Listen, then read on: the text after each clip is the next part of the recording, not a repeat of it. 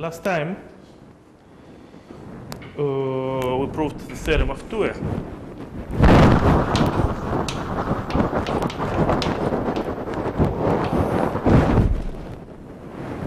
we found that if alpha is an algebraic number of degree n,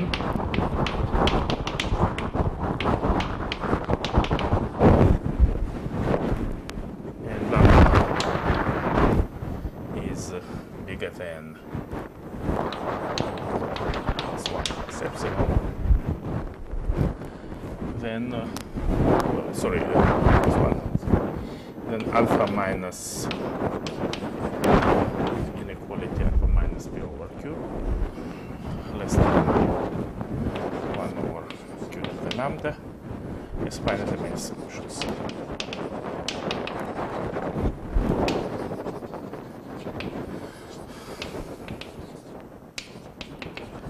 In rationals.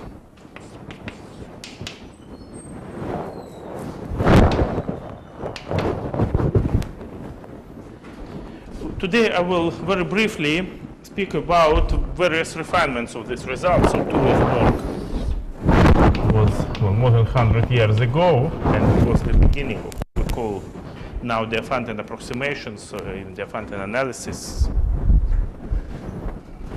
really the starting point. Well, when I speak on these refinements, I just want to say something that I just heard about 20 years ago, and it's what I call sometimes the Bombieri principle. Again, the same rule applies. Probably principle does not belong to Bombieri, but I heard it from Bombieri when 20 years ago I was a PhD student in Israel, and Bombieri came and gave a lecture in Tel Aviv, and he mentioned this. The principle is the following, that very often when you want to improve on a result, especially in fields like analytic number theory, maybe simple analysis, whatever, the improvement goes like you take some parameter which was constant in the initial result, make it varying, and then optimize. Yes, and so of course one should be careful which parameters should be made varying. Sometimes optimizing, of course, means sending to infinity. And well, first refinement is due to Siegel.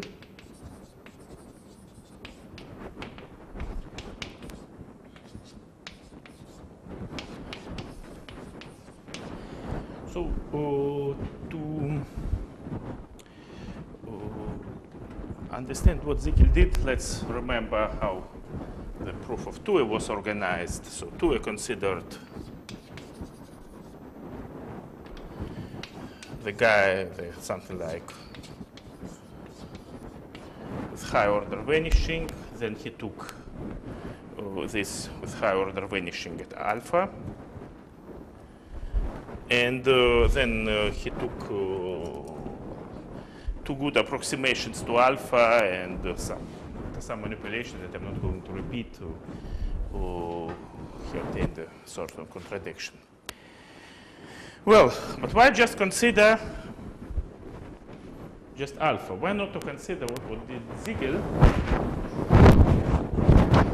He considered the expression, well, several. Why just take only two guys, f of x and g of x? Why not to take several guys? So plus alpha f1 of x plus etc. plus say alpha k minus 1 f k minus 1 of x. So we take k guys. Good.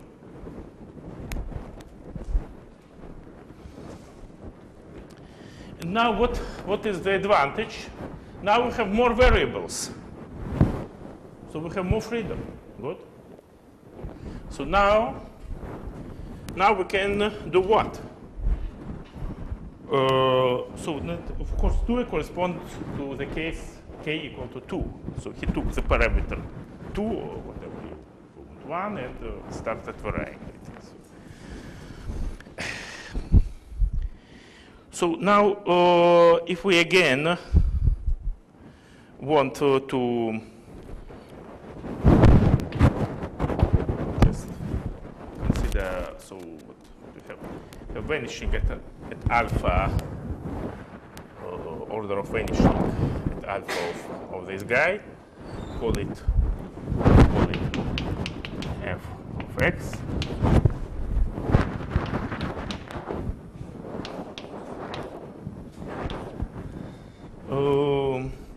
So we may have what? So if the degrees of fi are bounded by some m, then vanishing and vanishing is at least n, then we get something, what? We have mk variables, and how many equations? Each this guy is responsible for little n equations, since we work on the field of degree n. So we must have now something like bigger than n, and of course, actually, it should some epsilon be here present for safety for using Ziegel's lemma, well, as we did previous time. Actually, Ziegel's lemma just came from this work. But as I said, Thue used it.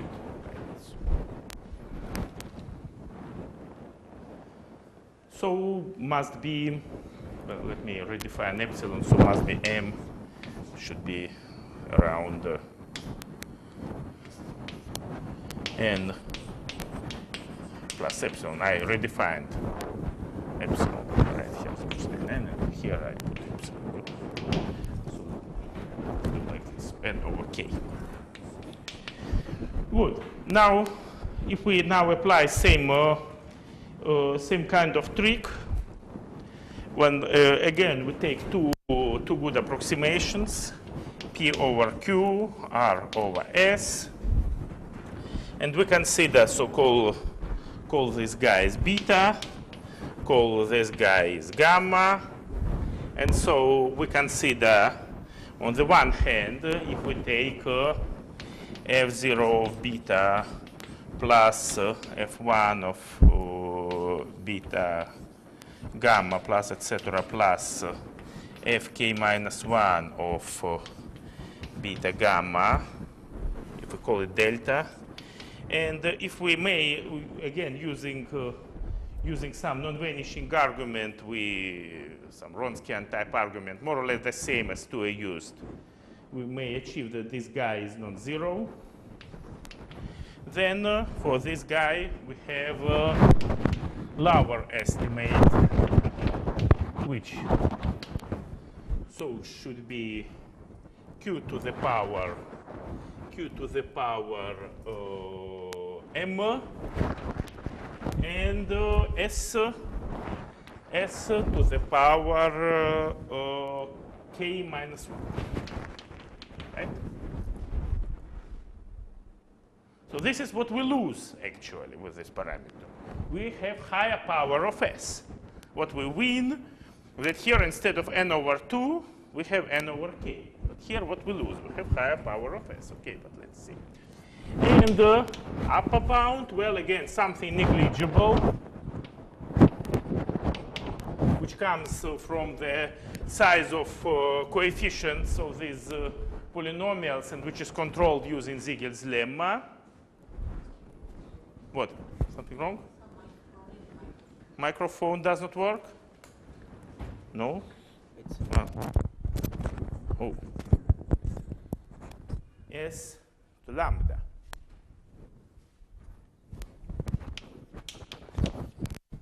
And again, we see that the optimal choice for n is about log s over log q, so that these two guys are the same. And so we obtain that s is about q to the power n, and we see that m is like this. So we obtain that here q to the power, so n, and now here we have n over k plus this k minus 1.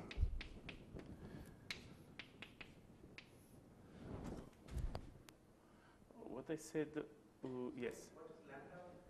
Sorry? Lambda, now we will see which lambda. Lambda should be something that here with 2 it was this. Now, which lambda we don't know yet. It should be some real number, and we want to show that with a certain lambda we have only finitely many solutions. But we don't know yet. We'll see now in a while which lambda is. Minus plus k plus k minus 1. And this is smaller than, again, something negligible times q lambda n. And we see that it is impossible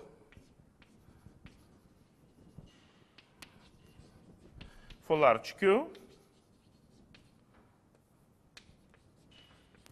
when lambda is bigger than this number.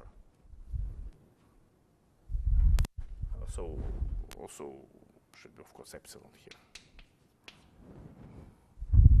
And over k plus k minus 1 and plus epsilon. So we may now, by always arranging epsilon correctly, we may now get about epsilon. And so we obtain that Siegel proves that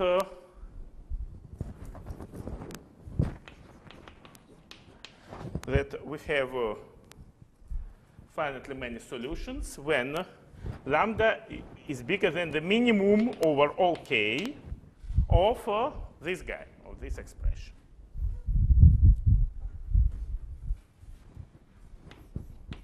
N over k plus k minus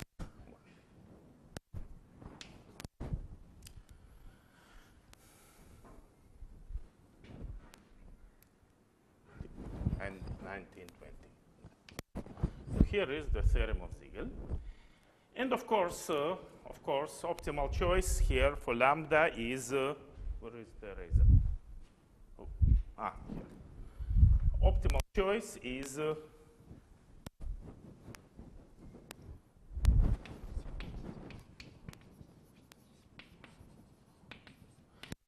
lambda is k equal to integral point of square root of n plus 1, in which case this guy is strictly smaller than 2 square root of lambda n, so 2 square root of lambda n would do. And as I said, it was very important for Siegel. It was very important for Siegel to have this O small of n, because he then used a covering argument for his theorem on the Diophantine equations on the integral points, and it was important for him, we'll probably return briefly to this later, it was important for him that this guy grows slower than n. Good. Okay, next step.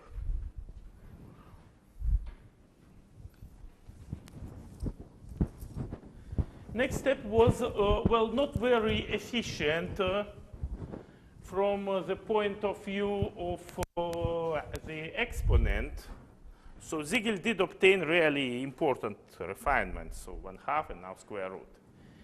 Well, the new refinement due to Gelfond, more or less independent work of Gelfond and Dyson, I think it was in 40s.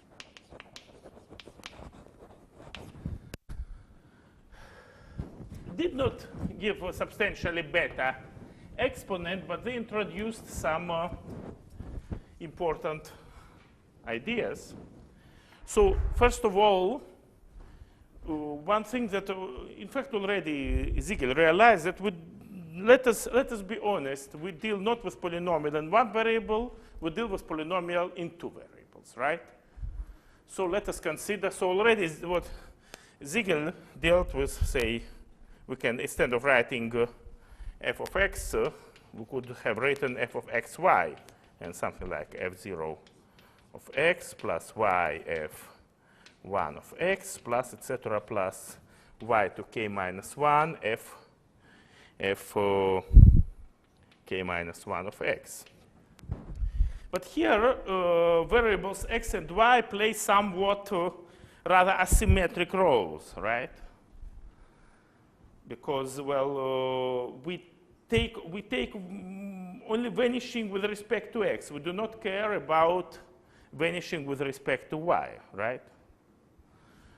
And, well, the idea of Guilfond and Dyson was, why not to take just normal polynomial in two variables? So let varying both of high degrees, not only high degree of x, and also high vanishing at point alpha alpha, but for both variables. So he considered just arbitrary polynomial f of xy with integral coefficients.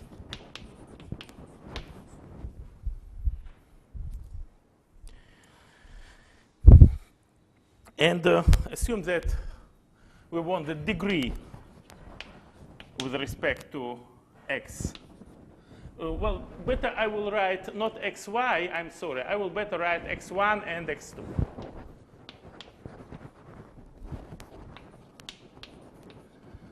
And the degree of f with respect to the variable xi, assume that it is bounded by some numbers mi.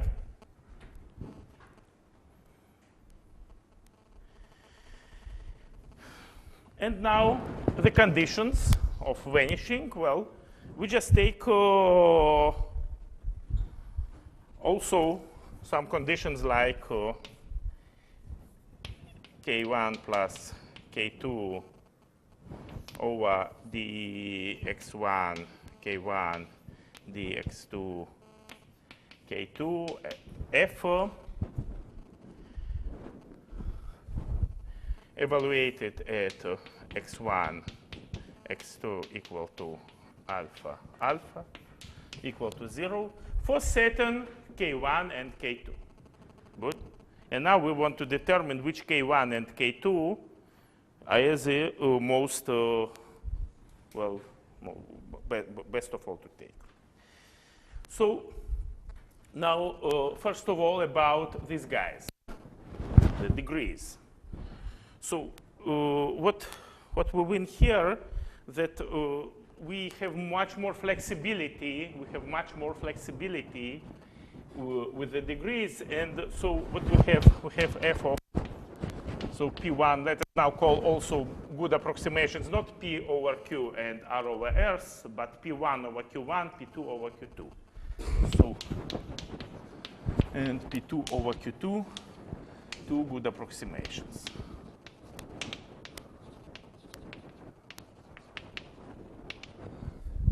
And so now, and again, by some Wronskian argument, we assume we may achieve the situation when the sky is non-zero.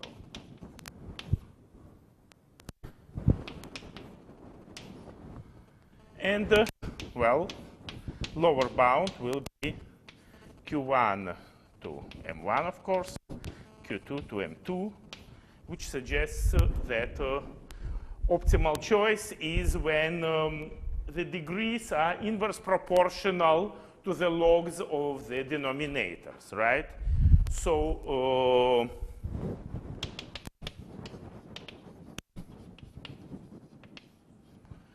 is something like m1 is some big, very big number m over log q1, and m2 is again some very big number m over log q2. And this big number m can be very, very big.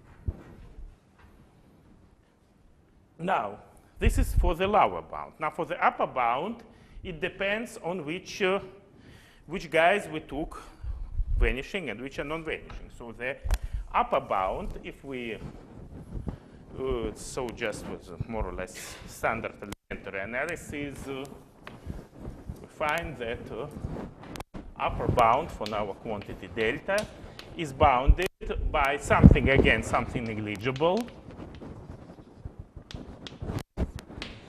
times the minimum over all k minimum 1 over q1, k1, q2 over q2, where the corresponding guy with this k1 and k2 are not among those where it vanishes, right? With non-vanishing derivative.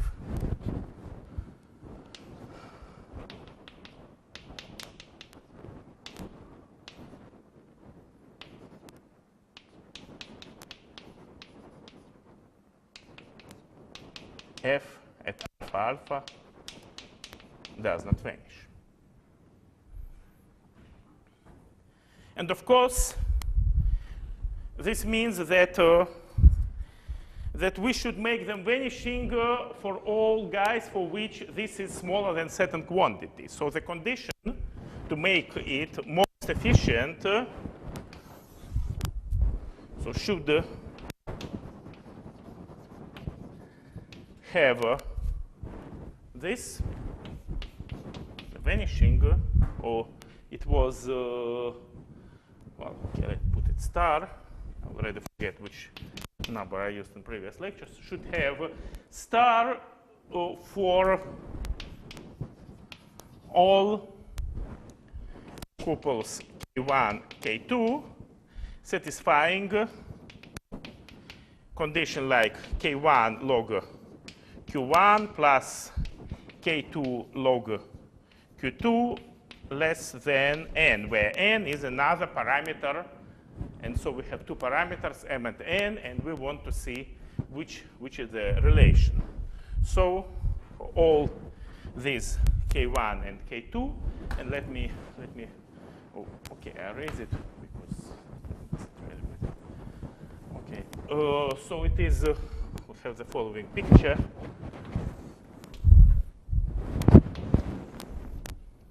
So this will be n over log q1. This will be n over log q2. And all integral points here, k1, k2, we should have vanishing for all indices which are here, outside node. And in this case, what we obtain the delta is bounded by something negligible, to, sorry? Yes, lambda, yes, of course, lambda, yes. True, thanks. Something negligible to constant to minus, which, where I write constant? No. E to minus lambda n, right, if we do it like this. And on the other hand, so this will be, delta is in this case bigger than E2 minus 2m. Good. This is m e to m minus e to m, and this is e to m, right? So these are equations. These are variables. So what we have now m1 over m2, or this is m squared over log q1 log q2 variables. And the number of equations will be what? Will be n squared over log q1 log q2 1/2, because it's triangle. The area of triangle is 1/2, right? And so what we obtain, and again we must have a number of variables must be number of equations times n. Good. So we must have that this guy is must be bigger than this guy times n. So what we obtain that m squared must be bigger than 1/2 n squared times n.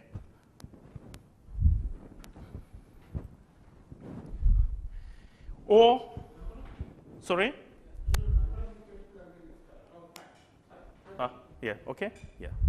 So m is bigger than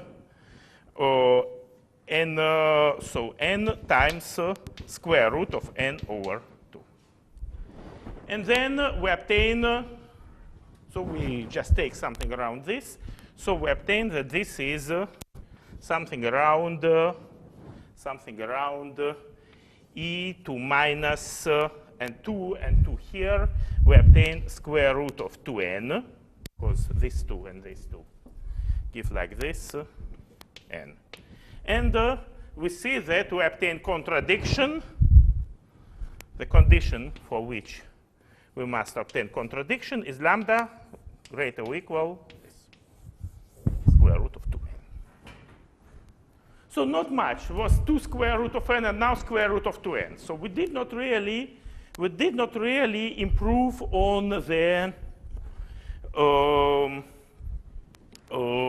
exponent. So, but what's important that this opens the idea. So well, what is special about 2 variables? Why not to use 3 variables, 4 variables? Many variables. And already Dyson had the work with many variables, but something was wrong. I must honestly admit, I still do not understand what did not work with Dyson. It is some special topic. But somehow he could not prove, in this case of many variables, he could not prove the non-vanishing statement. The Wronskian statement, something went wrong. And it required the intervention of Klaus Roth, who so far, I believe, did not do anything in definite approximations, but worked rather in analytic number theory, proved by this time already this famous Roth theorem about 3-term progressions. That he managed to obtain necessary. So let us see. So I'm not going to speak anything about the non-vanishing statements. It is something very well beyond my expertise. And so what I want to talk is very briefly to address how the case of many variables works. So now let us erase. So Roth.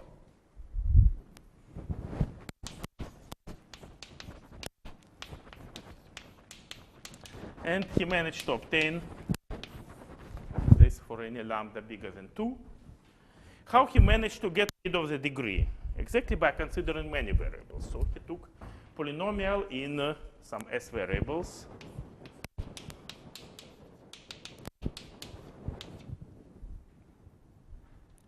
Again, he takes now s good approximations.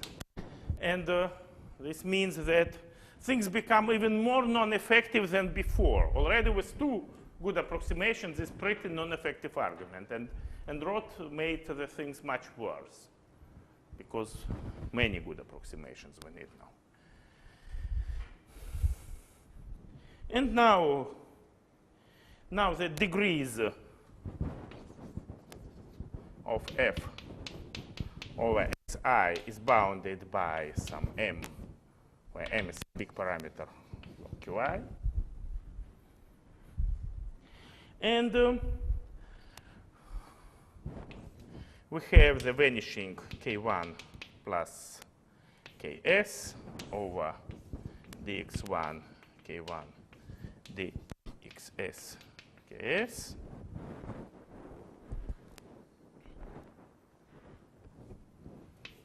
F evaluated at alpha is 0.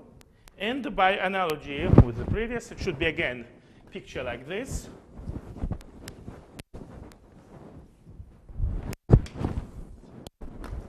Triangle, like one I just erased. It should be where K1 and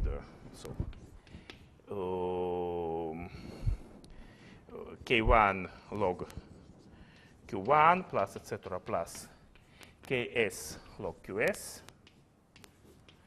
satisfy are bounded by some big parameter n. And now what must be the relation between the two parameters? And so we again obtain that the quantity delta, and now it was really highly non-trivial to prove this.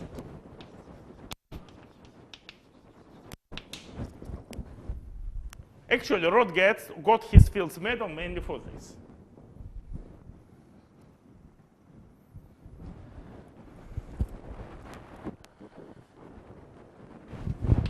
F of P1, Q1, PS, QS. And so the lower bound E minus S M. And now the upper bound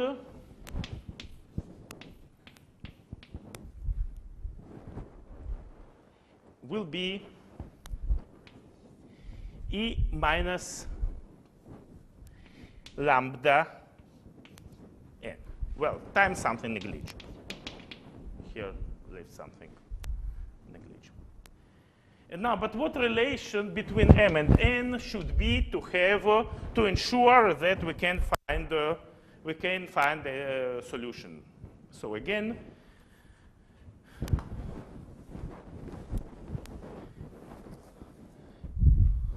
there should be much smaller, much less equations than variables. So the number of variables is clear. It's just the product. But what about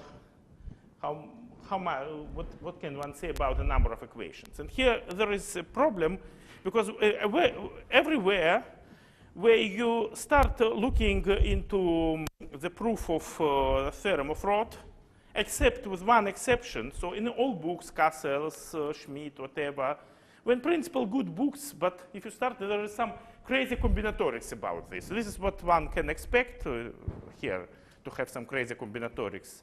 But actually, the basic idea is very, very simple.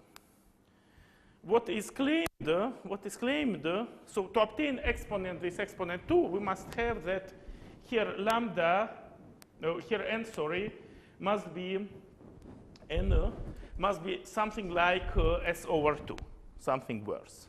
So what we want,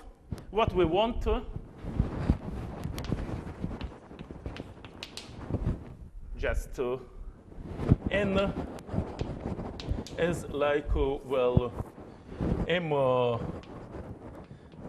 s over 2, slightly smaller, because we obtain this for lambda bigger than 2. So this would be sufficient. Good. But now, why we had enough guys? Why we have here not too many equations? Look, let us view numbers.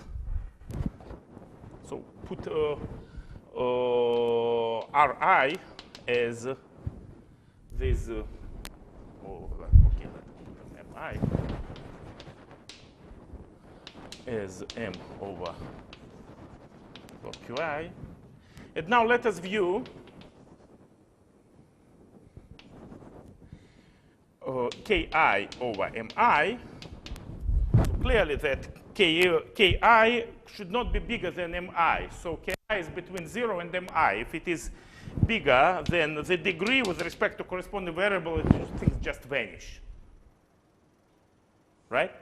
So this is between 0 and 1. And let us view these guys as random variables.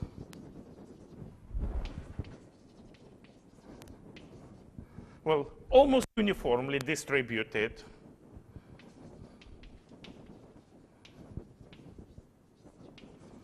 On interval 0, 1. And then we know just by the law of big numbers that for most, it is most probable that their sum, it is most probable that their sum is around half of the number. So their average is about 1/2. So that the probability that K1 over M1 plus etc. plus Ks over Ms is smaller than 1/2 minus epsilon s.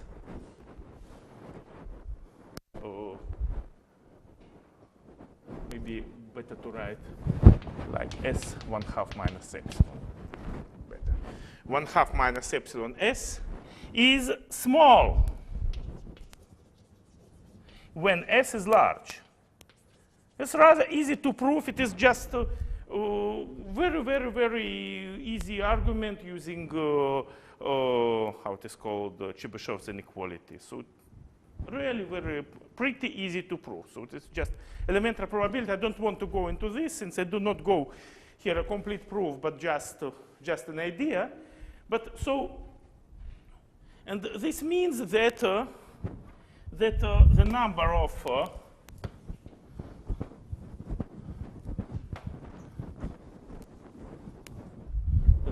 of K1, Ks satisfying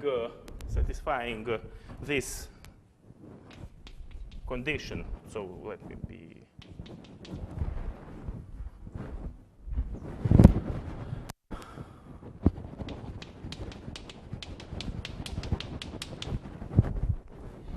is much smaller than their total number. The total number is just M1 S.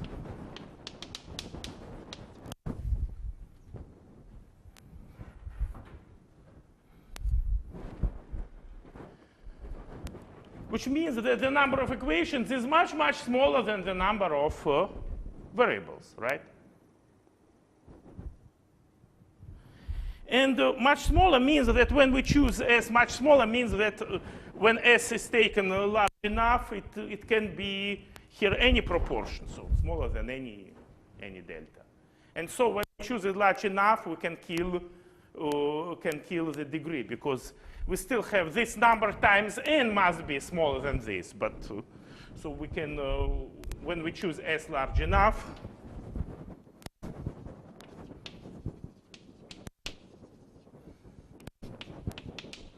it is smaller than 1 over n, M1 ms. And this allows us to use Ziegel's lemma and do everything. And it also, this argument shows, it is of course clear from what we did on previous lecture, that the theorem of Dirichlet cannot be refined for beyond, by theorem of Dirichlet, we cannot go beyond 2. But it is also clear that here, we came to the limit of the method. We cannot do here anything better than 1/2 minus epsilon. So, and this is how the theorem of Roth was proved. So I do not speak on the details now. Well, I think that I think that the best source to read the theorem of Roth, the only source where this probabilistic approach is used, and is used completely rigorously, is the book of Bombieri. Again, I mentioned Bombieri, but in a different context. Bombieri, Gubler, Heights in Diophantine Geometry. So it's a reasonably good book.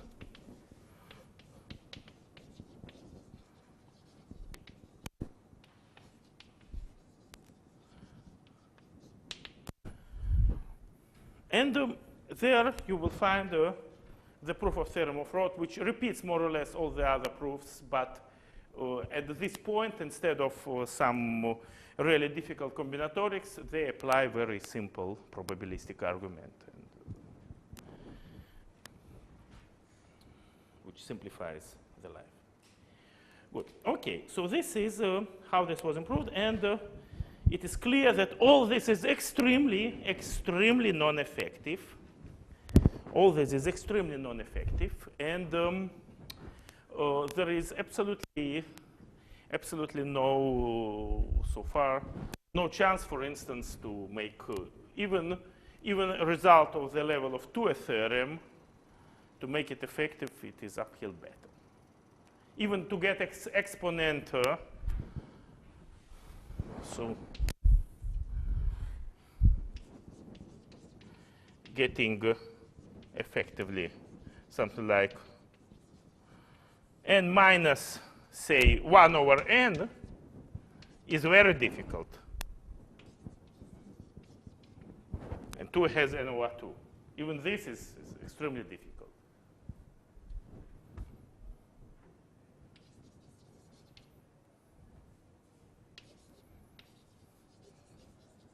So I have no clue how to attack this problem. Probably totally new ideas is needed.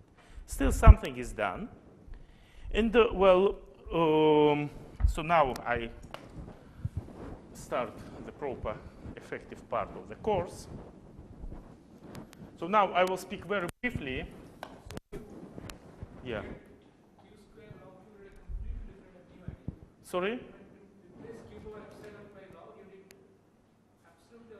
No. This is totally different problem.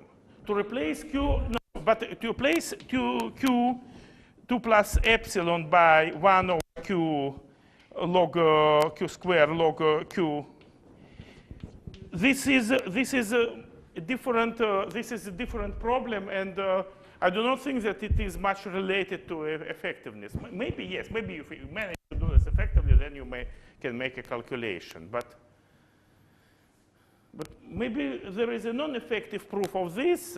But I would say for me it seems that this problem is more difficult probably than this problem.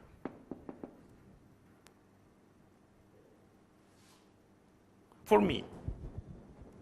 Well, maybe because I thought a lot on this problem, and I never thought on this problem. This may be because of this, but I have a feeling, well, that I would, let us say, I would be less surprised if this is done.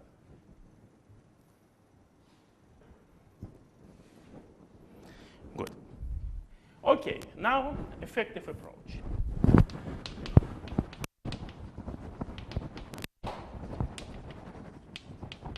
So now in the remaining, say, quarter an hour or so of today's lecture, I will give only a very general idea what was the effective approach. On the next lecture, I will determine some sort of instruments which are, I think, totally unavoidable in Diophant analysis. Again, I will speak briefly the height machine and the covering stool. I will speak briefly. Maybe you know something about this, so I will be very quick. And fortunately for curves, it is easier than in general situation. Not much easier, but one can do it really very quickly. But now I will just start from this effective approach. And I will start from afar. I will start from afar. So seems to be a rather unrelated development, though it also used some ideas of Thue. It was a solution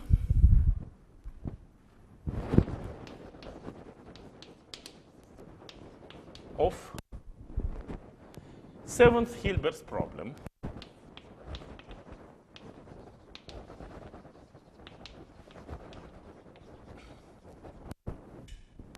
In 1934 by Guilfond and Dyson. So, not Dyson, sorry, Dyson. And Schneider, yes. Schneider. It was not a joint work. They worked totally independently, but somehow in the same year they solved it. So Gelfond was in Soviet Union, Schneider was in Germany.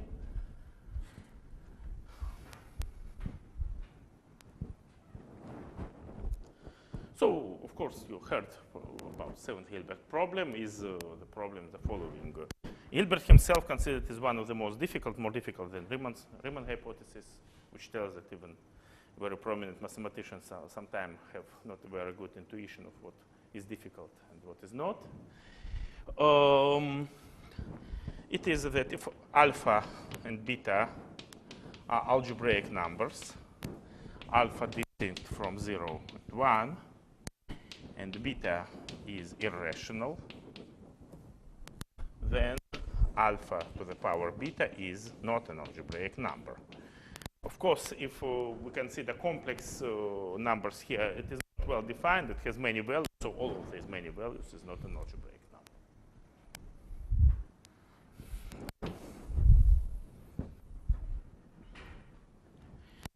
And now, Gelfond did something really remarkable.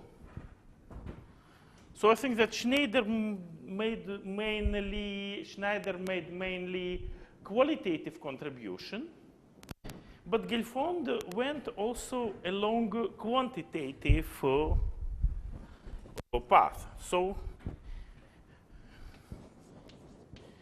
Gelfond proved the following, that if gamma is yet another algebraic number, then he obtained the lower bound for the difference. Obtained certain lower bound for the difference of this quantity, which was non-trivial. And why it is important for us? Because actually, Gelfond's bound, and it was totally effective. It did not use many approximations or so. It was totally effective, just pure, more or less pure analysis. Also, again, it was a similar kind of argument. He obtained some lower bound arithmetical and upper bound analytical. Then he used, well, it was a tricky argument. I'm not going to speak on this. But now it is a big industry for how it is done, and it is a special topic. So I will use results like this, but I will never speak about their proofs. So if you want to know their proofs, it's better ask Waldschmidt. So he knows everything about this, or read his book. But, well, he obtained some lower bound, and why it is important for us?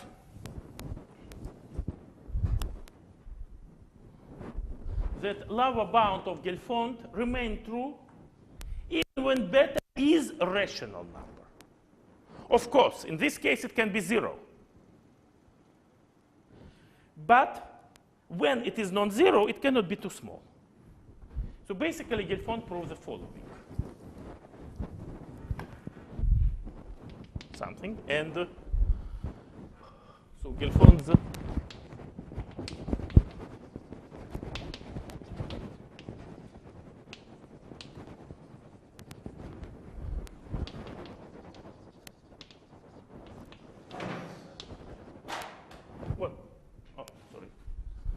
when beta is rational, provided alpha to beta is distinct from gamma. And which kind of bound it was? So what it means, if we write beta as, say, b1 over b2, and we write alpha as alpha 1, and minus gamma, beta minus b1 over b2, and gamma is alpha 2, then if we take the log of this is b1 log alpha 1 plus b2 log alpha 2. And from the time of Gelfond, this was called linear form in logarithms. And he proved something like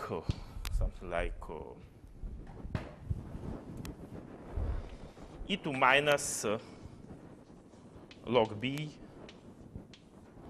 to the power, well, he obtained something like 5 or so, then it was, let's put here, 5, which was later improved.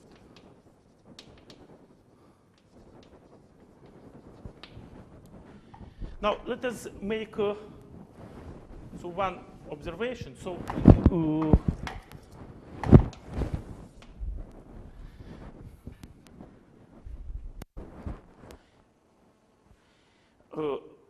one observation. So, for most applications, it is sufficient to put here any guy which is O small of B. So, for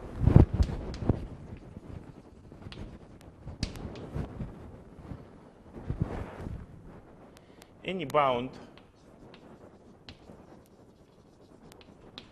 of the form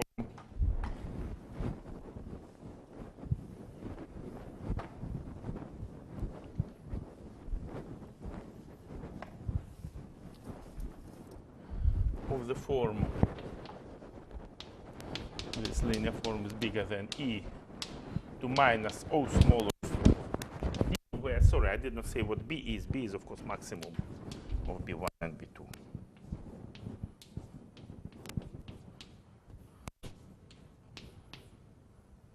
Just to avoid some trivial, we'll always assume that b is, say, bigger than 3, just to avoid some problems with taking the logarithm of this guy. Is of interest. And for most applications, it is already sufficient.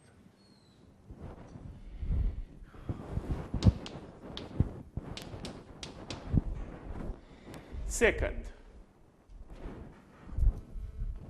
lower bound with e2 minus O large of b is trivial. Why? It's just by product formula. So consider the algebraic number. So I used alpha, beta, gamma to put theta is alpha 1 to be 1, alpha 2 to be 2 minus 1. Good? And assume that it is non-zero.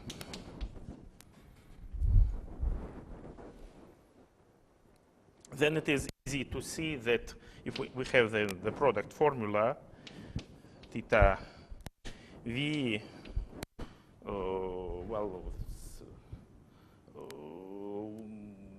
certain multiplicity that would put here equal to 1 over all places of the corresponding number field. I always normalize places so that they extend the standard places from rationals. So to have product formula, we need to put here local degrees. And now, in particular, if we take this, the infinite place, which corresponds to the complex embedding where we take alpha 1 and alpha 2 as complex numbers, this means that theta, with respect to this place, will be bigger than the product of all the other guys. And it is easy to see that the product of all the other guys is bounded by minus some constant, something depending only on alpha and beta, alpha 1 and alpha 2, b. Bus. Okay, but I will not say anything substantial for the remaining minutes, so don't worry. Okay. Okay. Okay, then see you next Tuesday. Next Tuesday, same time? 4:30. Good.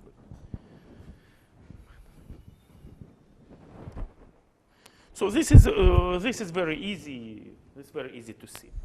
So non-trivial guys indeed obtaining this. Gelfond actually did much better. He obtained some power logarithm, and even this power logarithm was refined. And what Gilfond, which observation Gilfond made, that having same thing but for linear forms in more than 2 with many logarithms, 3, 4, or arbitrary many, would have a wonderful consequence for Diophantine equations. For instance, the Diophantine equation of Thue can be analyzed effectively if we have a similar bound for n logarithms. So I can speak on this now, but I think since people already starting going, and this is an important point, I prefer to speak on this so in the very beginning of next lecture, and then I will switch so just to give an idea how effective in the simplest case. I will treat 2 simplest cases. One equation of 2 and second system of 2 Pell equations, and we will see how it works. For instance, for system of 2 Pell equations, even 3 logarithms would be sufficient here. And then we will see how we'll develop a general technique, and we will see how some more general theorems, effective theorems, and which generalize the one for theorem equation of 2 and so on. Good. Okay, so then it's enough for today. Thank you. And I think next Tuesday, perhaps we'll make 2 hours. Good. For 30 and until the